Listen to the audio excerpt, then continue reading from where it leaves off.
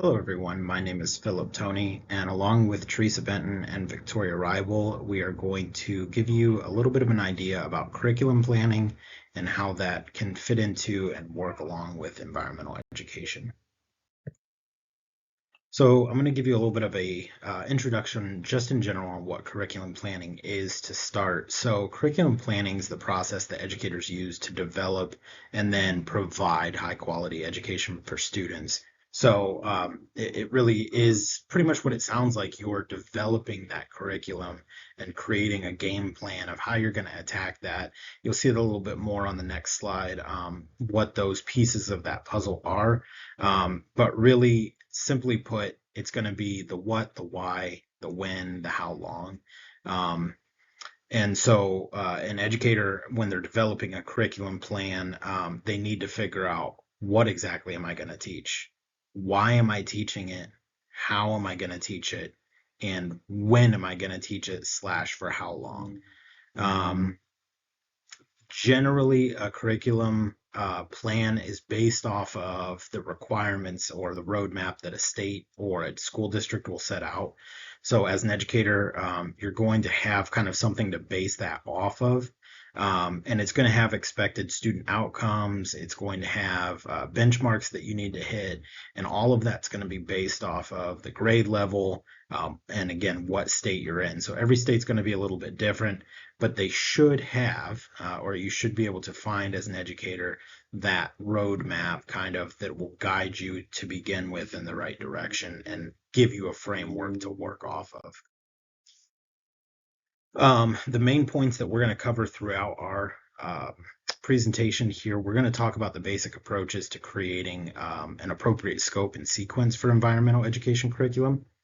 We're going to talk about developing environmental education programs designed to meet the goals uh, laid out by kind of what I just discussed by the state or the institution, and the criteria that they use to outline that. We're going to look at developing a plan for integrating environmental education into school curriculum, either across the curriculum or as a separate course. Um, we're going to look at demonstrating links between environmental education curriculum and national, state, or local standards. And again, I just talked about that a little bit. And how disciplines such as science, mathematics, social studies, geography, language arts, how you can fit it in to all of those different core curriculums. And then we're going to look at cross-reference environmental education with state or provincial education standards. Um, and so I'm going to cover this first one here, and we're just going to basically look first at the question that we're looking at is creating an approach for developmentally appropriate scope and sequence for environmental education. So first, we're going to look at what is scope and what is sequence. So the scope is the area of development or learning which the curriculum is focusing on or addressing. So that's definitely your big picture. Um, the scope is how you narrow down. Again, that's kind of the what and a little bit of the why um, of what you're going to be covering, or what curriculum you're going to be teaching your students. The sequence is the actual plan or the materials that you lay out. That's going to be kind of that step-by-step process of getting through that curriculum. And again, you don't have to overthink these two words. So the scope, you can think about it, a scope looking, what exactly are we looking at doing, and it's a much broader sense. And then the sequence, those steps, just like a sequence. So what sequence or what steps am I going to use to progress through that curriculum? Scope and sequence should always aim to be developmentally appropriate for the students based off of numerous factors, but you can narrow it down to things like the age, what their prior learning is, and what your learning outcomes as an educator are. So the curriculum is, and this will be both for you and when you're looking at state curriculum or county curriculum roadmaps, one of the things it's going to be based off of is age. So something that's appropriate for an eighth grade class to be doing is not necessarily, and most times it's not going to be appropriate for a kindergarten class to do. So that's one of the things that you're basing your scope and sequence off of, is what age group are you working with. Prior to learning, and this will be another one we touch on here in a second, but prior to learning, they have to understand certain things before you can move them on to another part of the puzzle. So you have to know what their prior learning is, and what level of knowledge that they're at for what you're getting ready to go into. Scope and sequence also drives your instruction, so it's important to take them into consideration when you're first looking at what you're going to be doing and really starting to put together a lesson plan, or um, when you're looking at kind of the big idea of what you want to do.